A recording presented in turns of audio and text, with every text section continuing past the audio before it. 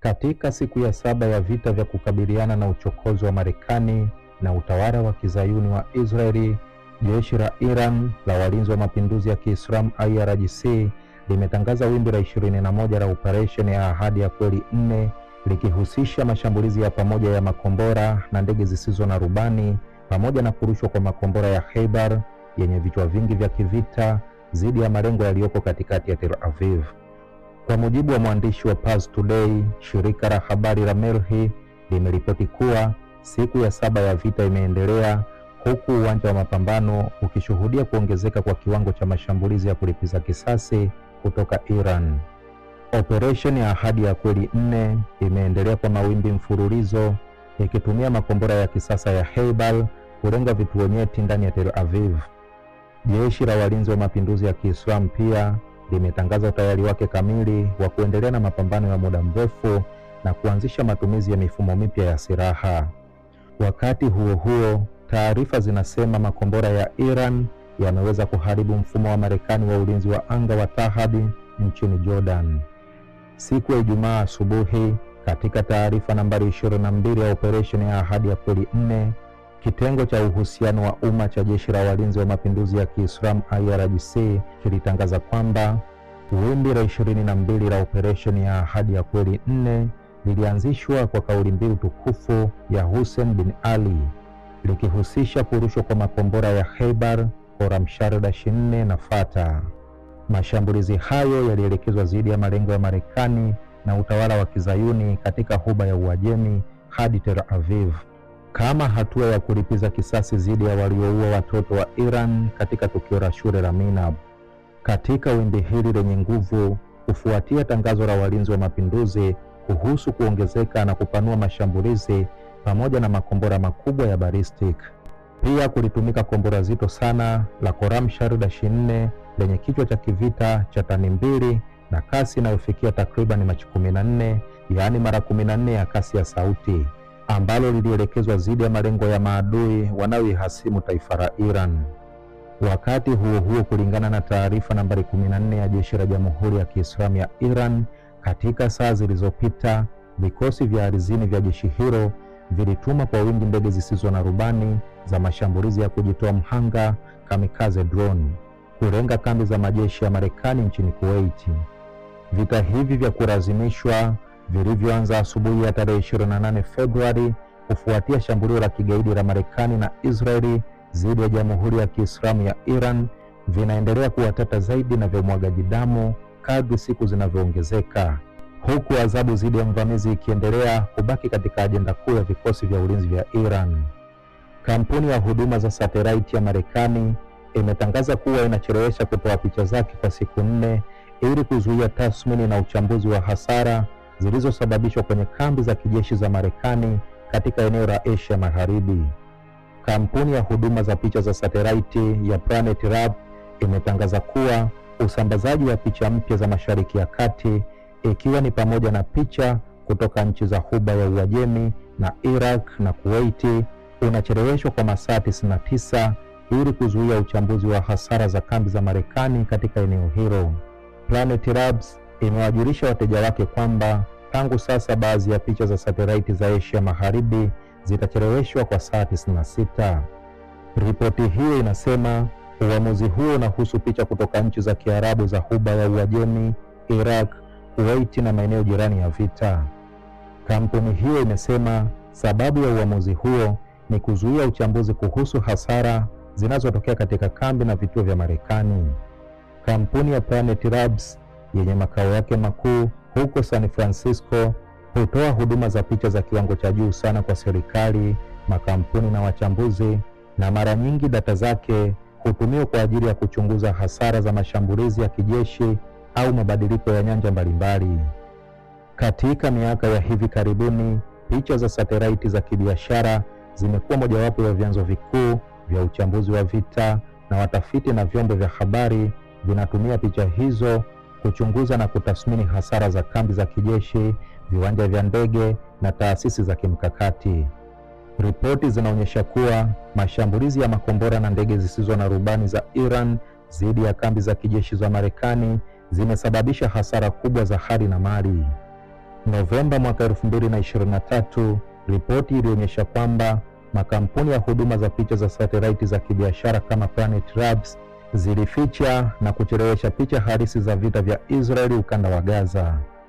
Afisa wa zamani wa shirika la ujasusi la jeshi la majini la Marekani amesema Washington DC imeshindwa kutimiza malengo ya uvamizi wake wa kijeshi dhidi ya Jamhuri ya Kiislamu ya Iran.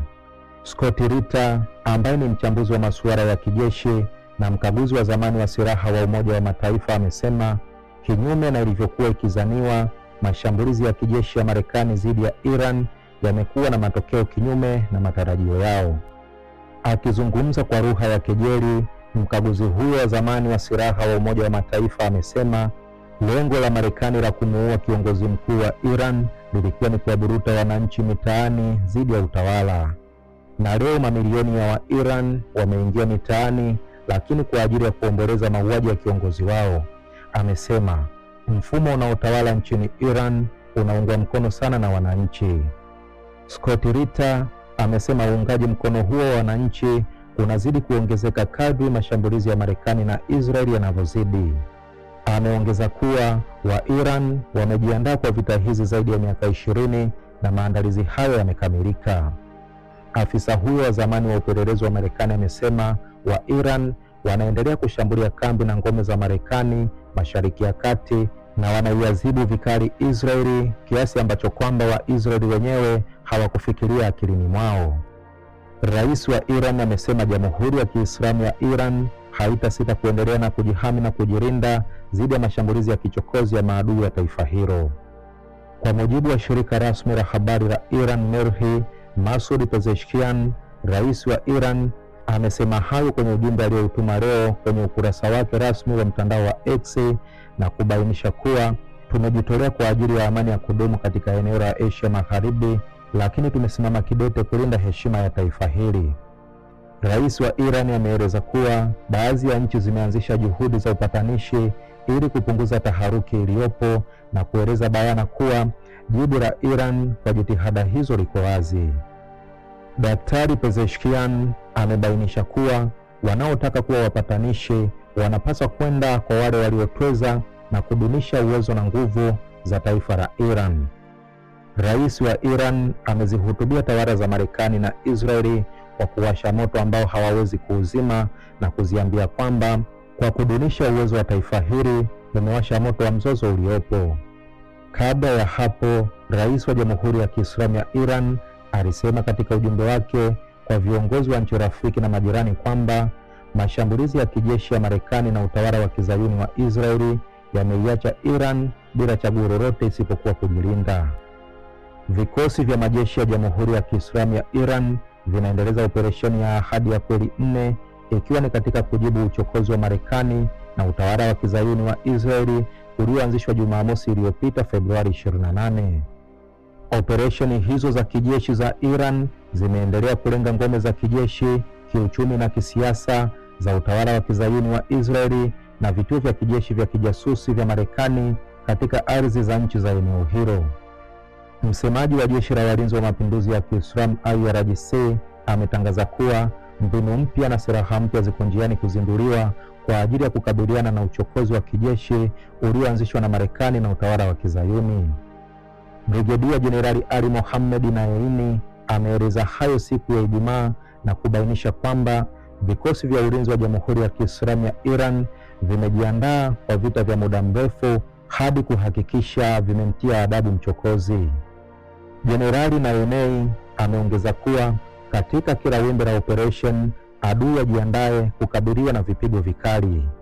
Msemaji na mkuu huyo wa idara ya mawasiliano ya umma ya IRGC ametangaza pia kwamba mbinu ya silaha mpya za kivita za Iran ziko mbioni kuzinduliwa na hadi sasa hazijaanza hasa kutumika.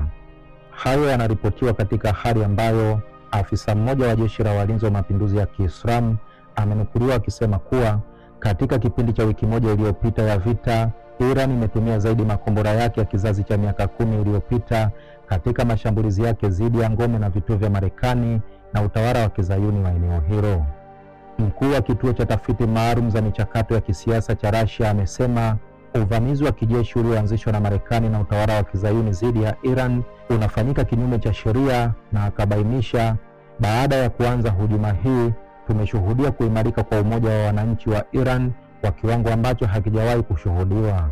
Alexei Yaroshenko amesisitiza kuwa kinyume na matarajio ya Washington, mwisho wa uchokozi huo wa kijeshi utakuwa wa kufedhehesha kwa rais wa Marekani Donald Trump. Yaroshenko amebainisha kuwa baada ya Washington na Tel Aviv kumuua kigaidi kiongozi wa Iran Ayatollah Khamenei, mamia na maelfu ya wananchi wa Iran walimiminika mabarabarani kumwomboleza kiongozi huyo, na hiyo yenyewe ni isibati ya kufeli na kugonga mwamba kwa mpango wao wa shambulio la ghafla la Marekani.